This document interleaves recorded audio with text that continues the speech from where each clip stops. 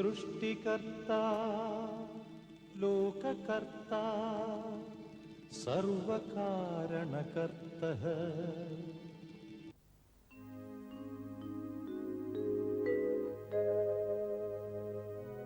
पत्नी और सुत संग है, संग सत्य निशंक। बिकने आए हाट में, बन राजा से रंक।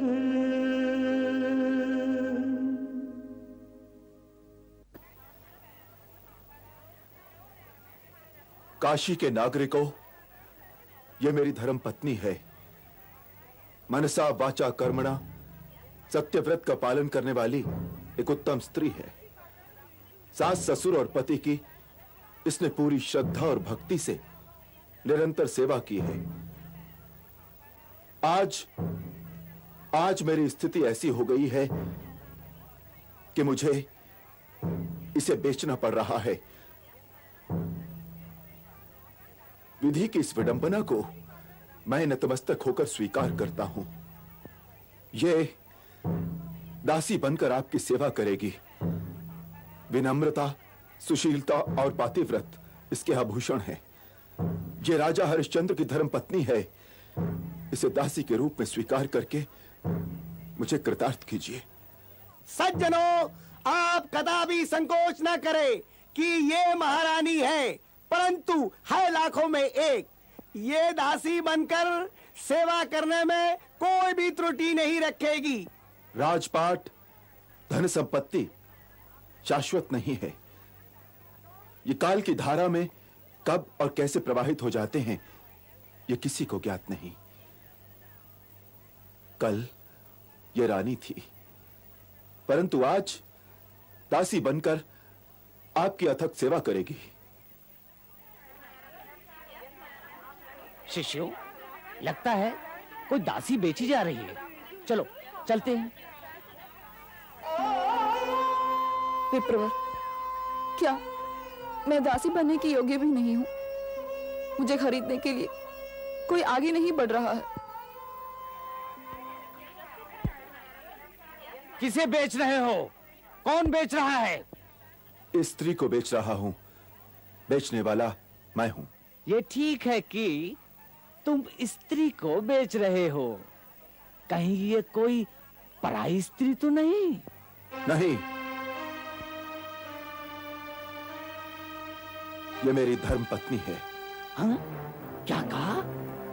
धर्मपत्नी? अपनी धर्मपत्नी? अपनी पत्नी को स्वयं बेच रहे हो? हाँ, अपनी पत्नी को स्वयं बेच रहा है। क्या तुम्हें खरीदना है? खरीदने नहीं आए हैं तो क्या तुम लोगों का दुखड़ा सुनने आए हैं? तो बोलो बोलो, कितना धन दोगे? धन तो देंगे ही, परंतु खरीदने से पहले ये जानकारी आवश्यक है कि ये कौन है, कहाँ की है, किसकी है। बिना जाने खरीदने से राजदंड भुगतना पड़ेगा। महाशय, आप भी कैसे मानव हैं जो अपने ही हाथों अपनी पत्नी को बेच रहे हैं? मनुष्य का पतन इससे बढ़कर और क्या हो सकता है? ये बताइए, अपनी पत्नी को आप बेच क्यों रहे हैं? ऋण चुकाने के लिए। अग्नि को साक्षी बनाकर जिस स्त्री को अपनी पत्नी बनाया, उसकी ये दुर्दशा करते हुए तुम्हें लज्जा नहीं आती? ये उचित नहीं, अनुचित है। ये धर्म नहीं है, अधर्म है। धर्म अधर्म, न्याय अन्याय का विचार करने के उपरांत ही मैंने अपने आप को बेच देने का निर्णय किया है। मेरी ही प्रार्थना पर वे ये कार्य कर रहे हैं। आदर्श पति पत्नी हो, जो भी हो, ये कहो कि तुम हो कौन? विप्रवर, मैं हरिश्चंद्र हूं और ये मेरी पत्नी तारामती है। ये वही हरिश्चंद्र है जो विश्वामित्र का ऋण चुकाने के लिए इन्हें बेचने पर विवश है। हरिश्चंद्र, मेरा एक सुझाव है। हमें आपका सुझाव नहीं चाहिए। हमें तो केवल इतना बता दीजिए कि आप इन्हें खरीदेंगे या नहीं। कौन हो जी? हर बात में अपनी टांग अड़ाने वाले। कहीं विश्वामित्र के प्रिय शिष्य नक्षत्रक तो नहीं हो? आपने ठीक पहचाना, मैं वही नक्षत्रक हूँ। मेरा सुझाव तुम्हें नहीं, हरिश्चंद्र को है। सुनो, ये ठीक है कि तुम्हें विश्वामित्र का ऋण चुकाना है, परंतु इसका कोई आधार, प्रमाण या साक्षी नहीं है। जब ऐसा है तो केवल अपना वचन निभाने के लिए क्यों इतने कष्ट उठाते हो? मैं तुम्हें अभी राजसभा ले जाऊंगा और प्रमाणित कर दूंगा कि तुम ऋणदाता नहीं हो। असत्य मार्ग पर चलना पाप है। सत्य भगवान का रूप है। उस सत्य से विचलित हो जाने से अच्छा है हम अपने प्राण त्याग दें। सुना आपने हरिश्चंद्र के वचन? ये आपके प्रलोभनों में आने वाले नहीं हैं। तो भुगतने दे से अपने कर्मों का फल। हाँ, कहो क्या मूल्य है? क्या मूल्य है इसका? कोई बलवान हाथी पर चढ़कर एक रत्न जितनी ऊंचाई तक फेंक सकता है, उतनी ऊंचाई तक की धनराशि चाहिए। इतना धन? हो। मुंह खोले क्यों रह गए? बंद कीजिए बंद। बड़े आए थे खरीदने वाले। अरे मूर्ख, मुझे समझ के रखा है। भगवान विश्वनाथ से अधिक संपन्न हूं मैं। इस दासी को हमने खरीद लिया है। आओ मेरे घर आकर अपना धन ले जाओ। स्वामी, मुझे जाने की आज्ञा दीजिए। भगवान ने चाहा तो फिर। देवी, किस मुंह से तुम्हें जाने की आज्ञा दूं? परंतु करूं क्या? विधि के बल के सम्मुख हमारी क्या चल सकती है?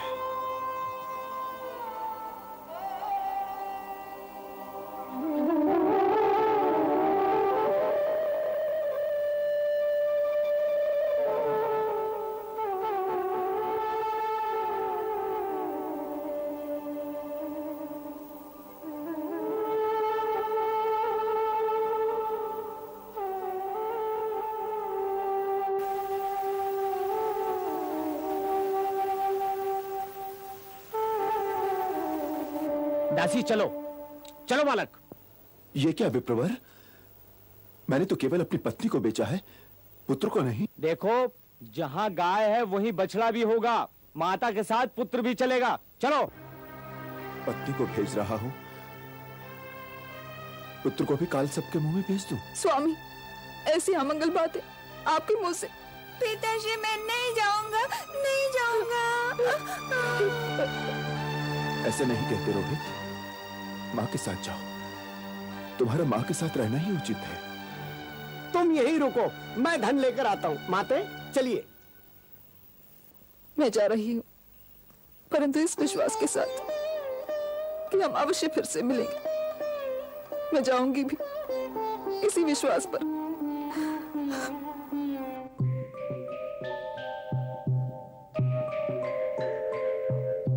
तारामती दासी बनी रोहिताश्वधीदास, हरिश्चंद्र ऋण मुक्ति हित बिकने खड़ा उदास।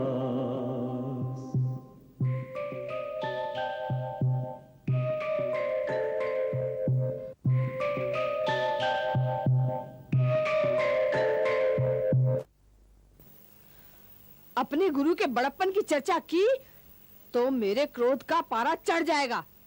तेरे गुरु ने किया ही क्या है? ये धन, ये वैभव, ये संपत्ति सब मेरे ही भाग्य का फल है, जिस पर वे आज इतना इतरा रहे हैं।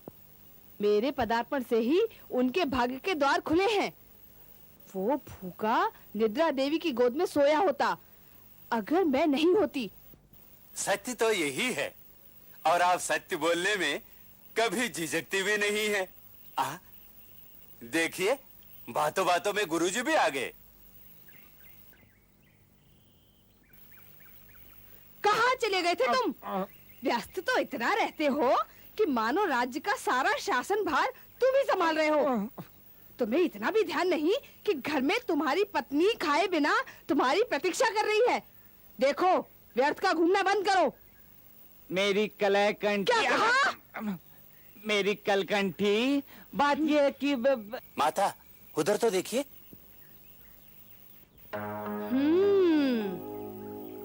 यह भागिन कौन है? इस दरिद्रता की सजीव प्रतिभा को कहाँ से उठा लाए?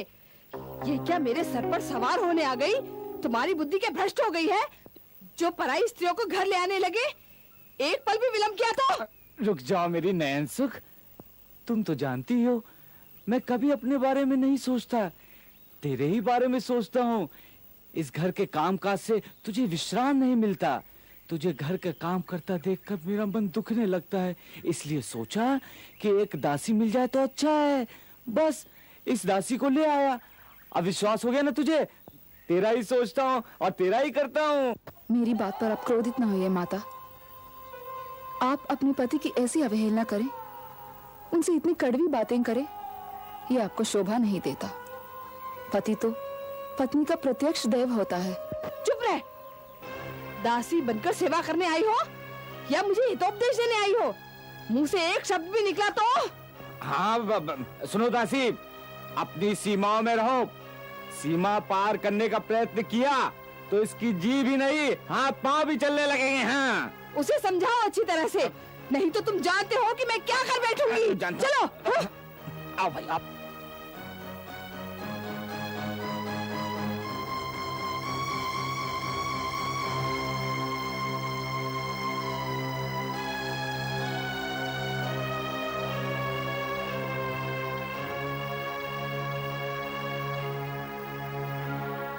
क्या से क्या हो गया?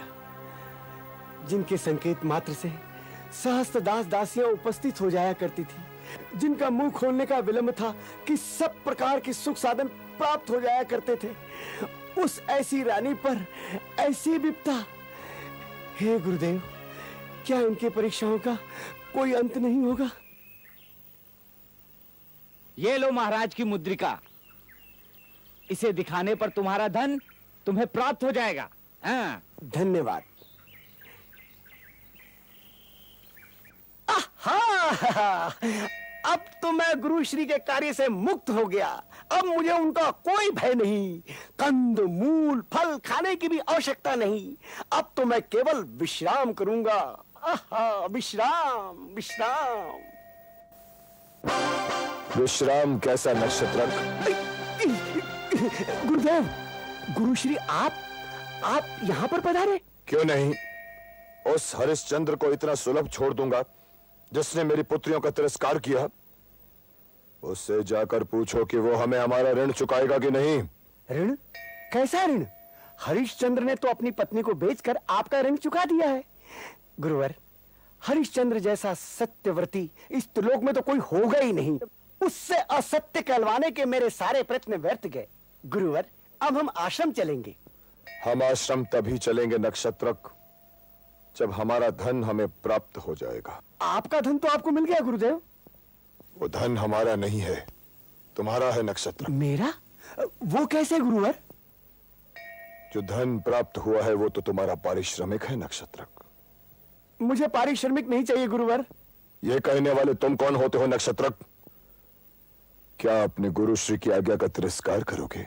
मैं आपकी आज्ञा का तिरस्कार करूं? यह तो सपने में भी संभव नहीं है गुरुवर।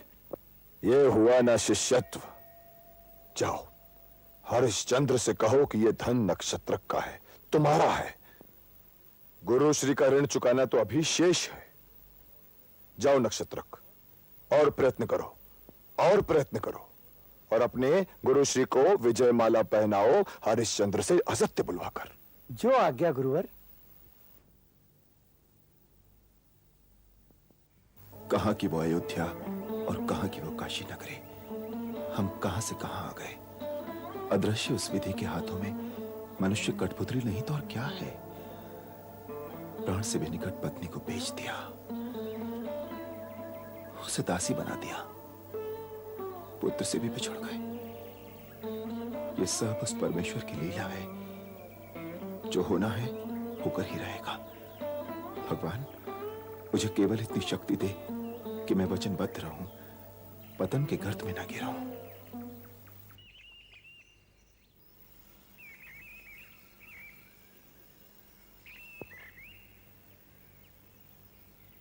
ध्यान में निमग्न होने मात्र से ऋण क्या चुक जाएगा राजन? ऋण? कैसा ऋण? कौन सा ऋण? यही शब्द कहलवाने के लिए मैं और मेरे गुरु व्याकुल थे। कौन सा अरुण, कैसा अरुण, यही पर्याप्त है। मेरे गुरु की जीत हुई और आपकी हार। मेरे गुरुदेव आपसे असत्य कहलवाने में विजयी हुए। अब मैं चला, मेरा काम हो गया, आज्ञा दीजिए। ये आप क्या कहने लगे विप्रवर? अपनी पत्नी को काल कौशिक के हाथों बेचकर मैंने आपका ऋण तो चुका दिया। वो धन थोड़ी पर्याप्त था, वो तो केवल मेरा पारिश्रमिक था। यह अन्याय है नक्षत्रक। यही न्याय है हरिश्चंद्र। आप दोनों अपना अपना स्वार्थ देख ले तो मेरा क्या होगा? रात दिन आप लोगों के साथ लगा रहा, जंगलों में भटकता रहा, भूख प्यास से तड़पता रहा। अगर मैंने अपने श्रम का पारिश्रमिक ले लिया तो कौन सा अन्याय किया राजन?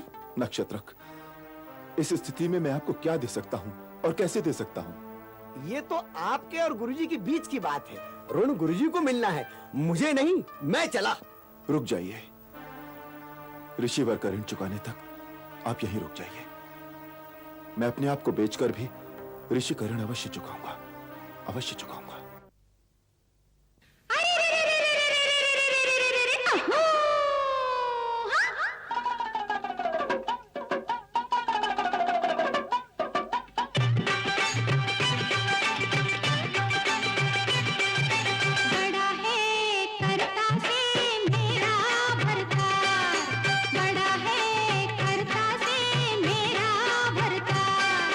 नट खट भर जाते बस भर घर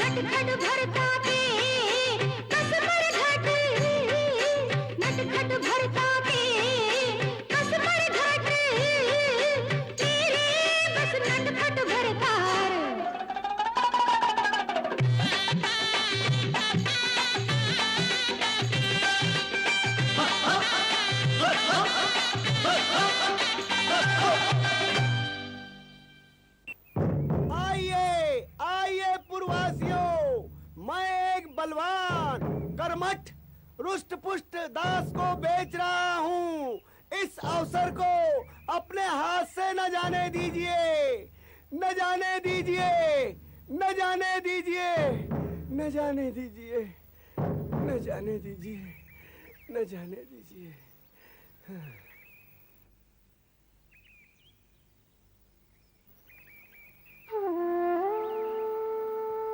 विप्रवर, आपकी सहन शक्ति की प्रशंसा किए बिना रहा नहीं जाता। अपने कर्तव्य को निभाने के प्रयत्न में लगा हुआ हूं मैं, और आप मेरे लिए कष्ट पर कष्ट झेलते चले जा रहे हैं। मेरे कष्टों की चिंता मत करो, बस मुझे मेरे गुरु श्री का ऋण दिलवा दो। इसी प्रयत्न में तो लगा हुआ हूं नक्षत्रक। मैं तो अपने आप को बेचने के लिए सन्नद्ध हूं, परंतु यहां तो कोई खरीदने वाला ही नहीं है। आप मेरी व्यवस्था देख तो रहे हैं।